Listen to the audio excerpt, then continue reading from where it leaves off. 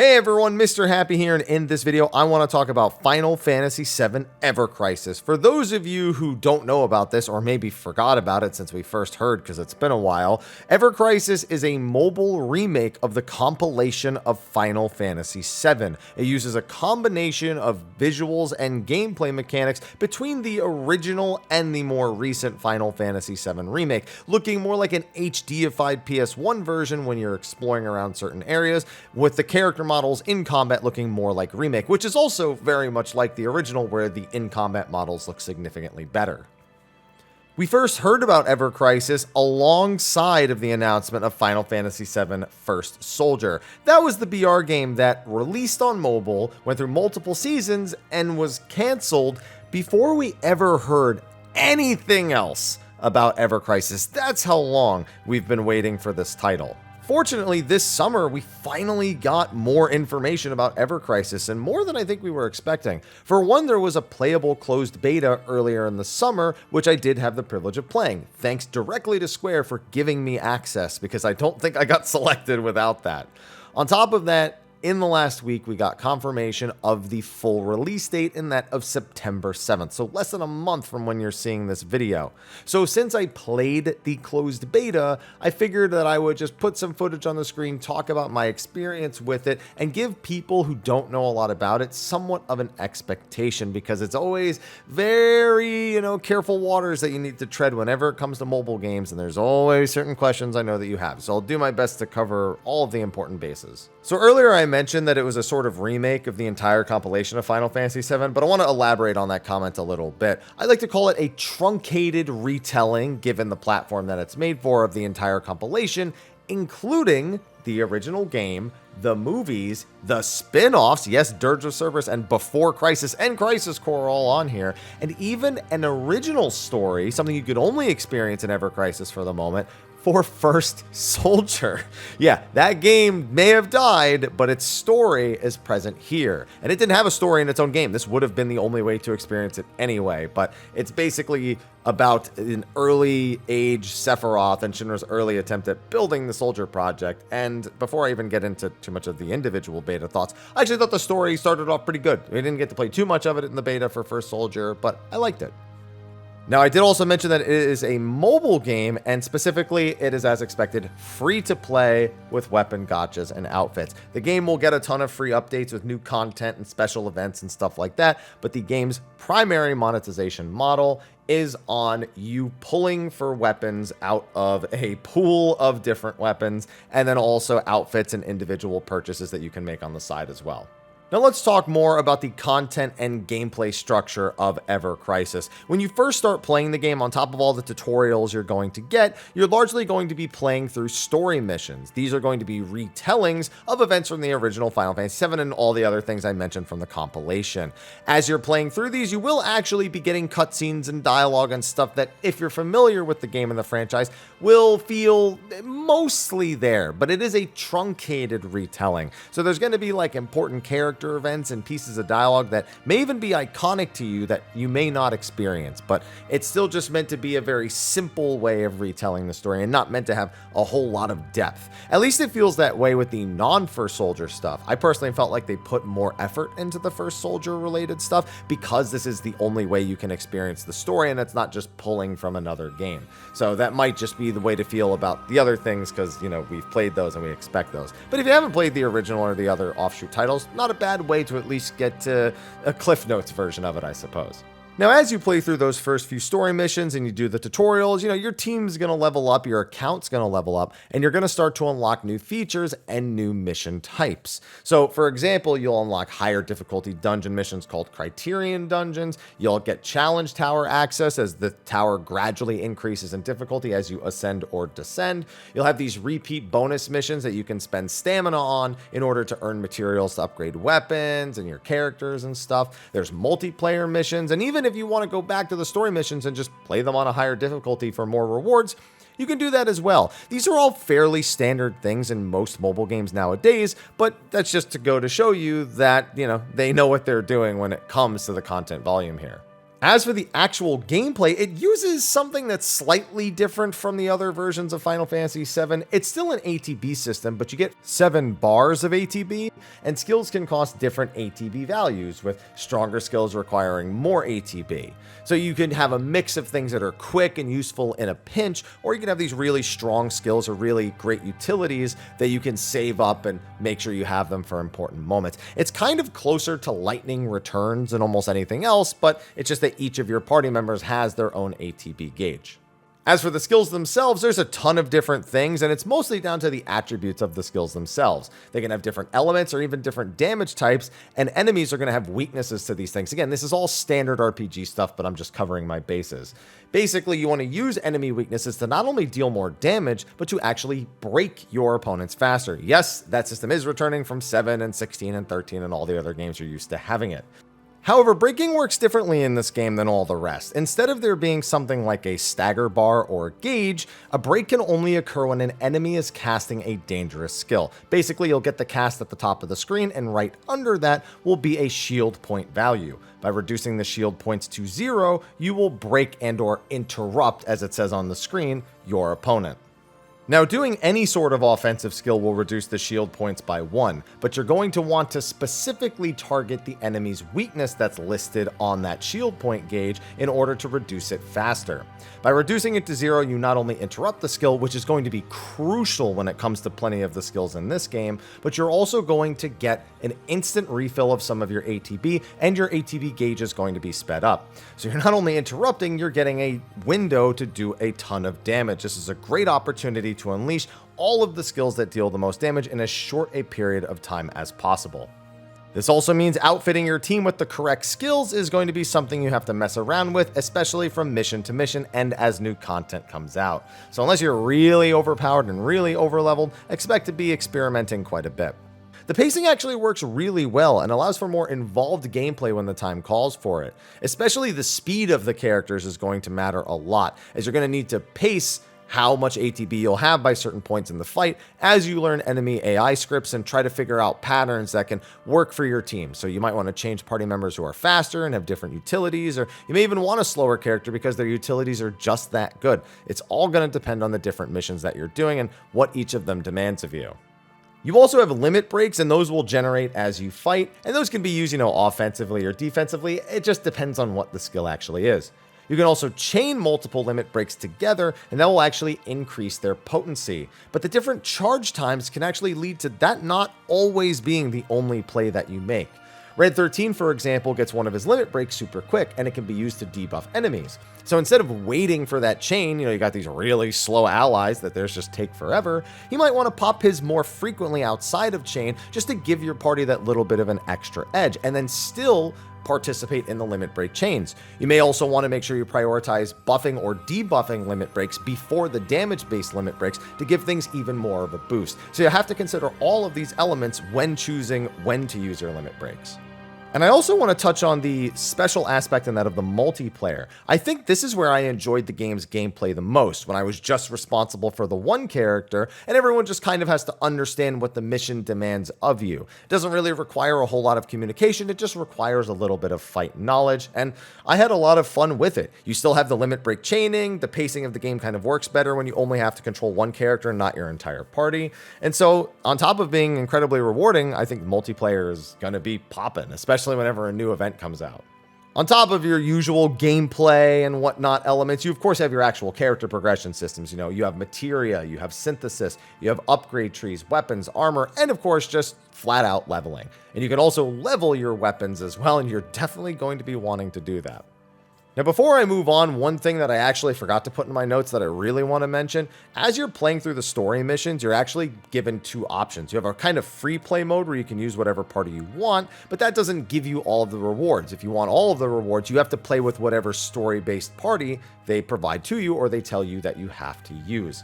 Now, fortunately, you actually gain residual EXP across all of the non-story party members whenever they force you to do a story mission. So the more people you have have recruited onto your team at that point, which you'll recruit from just playing the game itself, the more that EXP kind of spreads out and makes sure that everybody's getting a little bit of something. I kind of wish this system existed outside of this as well. Maybe not for specifically the EXP missions, as convenient as that would be. I know that the game doesn't want to give you that much in the way of freebies, but in some other events in terms of like first time clear, stuff that really only has a do it once and then maybe never do it again, I think it could benefit from this kind of system for those type of events as well. Now, of course, I've given you all the shiny, fun-sounding stuff that kind of sells the game, right? You know, those are the elements that you kind of expect to hear in any RPG, and it's always good to hear when a mobile game has that kind of stuff, right?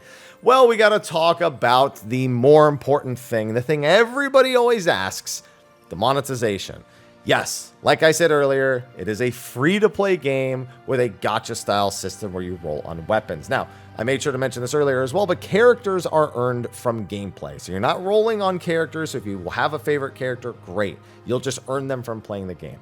But the weapons, which make them more powerful or make them have more unique abilities, those are what you're going to be rolling on. So let's cover the basics of how that works in this game. So first of all, how important are weapons? Obviously, you know they're important, but what do they actually do? Well, of course, they all have their actual stats with different weapons having different specialties. So you may have to pay attention to ones that have more magic attack or more physical attack or anything like that. But they also give you usable skills in combat. So you'll want to be picking up weapons that complement skills that you need for the missions and not necessarily just one be-all, end-all weapon. That's going to depend on the character and what the weapon skill actually does, however. On top of that, you can equip 2 weapons at a time to give yourself multiple weapon style abilities. Your other 3 abilities are actually going to come from materia slots. So those are going to be all the different elements you're going to customize for all the different skills. Weapons also have primary and secondary passives, and you can actually use character weapons in support slots for other characters. So let's say that I have a Barret weapon that has a really good passive, like a big attack bonus on it. And Cloud, I really want to give him more attack. I can stick Barret's weapon in one of the support slots, and it's only going to give me whatever passives I've unlocked on it. It's not going to give me Barret's skill or let me play Barret in any particular way.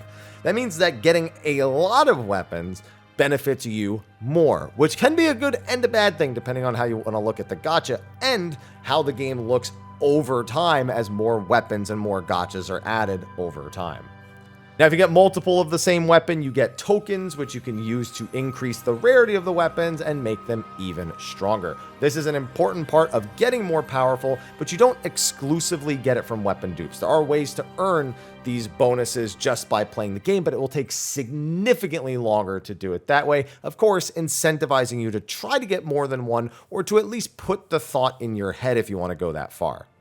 Now, another big thing that gacha games do is they have a pity system. Basically, if you put enough gems into the game, you are guaranteed to get something of value back, the thing that you were aiming for in the first place. Now, that can be free gems, things that you earn just from playing the game, doing the missions, special events, whatever the dev team gives out because maintenance was an hour too long and they gotta have apology gems. Everybody knows we gotta have apology gems. Or, of course, you can spend money and actually just buy the gems yourself. Now, this game's pity system is a stamp card. Every one stamp includes a reward, and at certain breakpoints, there are more major rewards. In the beta, at the 6th stamp point, I got to pick one of the 2 on-banner weapons, and yes, I mean pick them. It wasn't random between the 2. And at 12 stamps, I got an exclusive outfit for Cloud. So I got one of the 2 characters on the banner. I got an outfit for them, and that had bonus stats and actually stuff that seemed to empower the use of the actual banner weapon. So every multi-pull, specifically multi-pull you do, will net you 1, 2, 3, or 12 stamps, with the odds of the multiple stamps being lower than that initial 1 stamp option. Getting to the outfit, like I said, took 12 stamps, so that could take you anywhere from 1 to 12 pulls, depending on your RNG. The stamp card then continues after this with more repeat rewards. So on the surface, I quite like this. I think this has the kind of dopamine hit that some people really enjoy because I'm used to doing 10, 15 multi-pulls in other gacha games in order to guarantee the reward that I want. I'm sure many of you at this point are very familiar with that feeling. So here, the thought that I could have like this 1% chance that maybe I just instantly get 12 stamps, like that's something that gives you the big dopamine hit. The occasional 2 and the even rarer 3 are also going to be really, really nice, but you're not going to be, that disappointed with a 1. That's kind of like the expected outcome. So I actually kind of like this system, but it did come with one major drawback, and that was the actual outfit itself.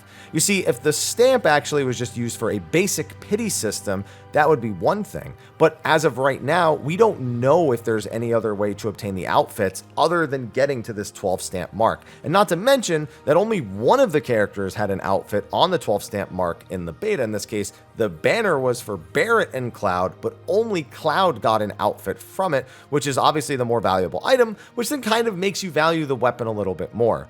The biggest criticism with this is that since we don't see any other way to obtain outfits yet, since it was just a beta, that's kind of like the, oh, I'm really trying to get you to spend on me mechanic. It's like, it's not just a pity system anymore. It's access to an exclusive reward. You'll really want to judge whether you want to pull on a banner if you want the outfit more than the weapon, or if you want both. It could be a lot of resources to commit. And for those of you out there willing to, spend a dime or two, it could cost you a pretty penny as well. So there's just a bit of a mystery still in this element. And this is the one criticism that I would lay on the system, is that I don't think it's healthy to have this outfit locked behind that.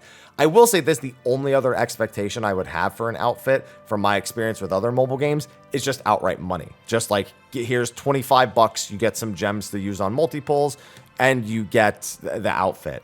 I think I would prefer that, but in those games, the outfit also doesn't have any power behind it. So there's just this question mark on if it's a good idea to even give the outfit power, or if they should do it that way where it's just like a cosmetic sell, and then you don't really have to think about it much past that. So everyone's probably going to have discussions about that among the most things when the game actually releases and we get our hands on it for a longer period of time and can judge it a bit more accurately. Overall, though, I really enjoyed what we got to play. We really couldn't even scratch the surface on the closed beta version, but you just have to know the volume of Final Fantasy VII related stuff that there is on top of the new original story to see that there's a lot of promise as long as the gameplay systems can support the updates to the game. I did have some minor grievances that I haven't mentioned up to this point. I found the UI a little bit slow and unresponsive, so much so that I'd regularly have to click the same thing like 2 or 3 times to make it work. And I found myself often misclicking things somehow. I don't even know how that actually managed to be a problem. Another big thing was the stamina system. When I hit that power trough that I mentioned, where it felt like they just kind of left missions out because it was only the closed beta, I wanted to spam these daily missions that you get access to that can give you more materials and experience. Now, I have no issue with the stamina system. I've dealt with plenty of games that have them, but the biggest problem was the limit to the number of stamina tonics that you were even allowed to use. They limited the amount you could use daily, and that to me is silly, because I had so many that I couldn't use, and I wouldn't even have been able to use them all in the beta itself, so it just didn't make any sense to me. And normally Square games are pretty generous when it comes to those style of potions. Now, I know that some of these things, as well as other things that I haven't mentioned, they actually addressed in a survey. They sent out like a whole huge survey, and they posted all of the results of how people felt, both positively and negatively. And they talked about ways they're going to address different things. I think that needs to be its own video because it is quite extensive, but it is absolutely worth a read in case you want to know the general populace who got to play the beta, what their impressions were as well.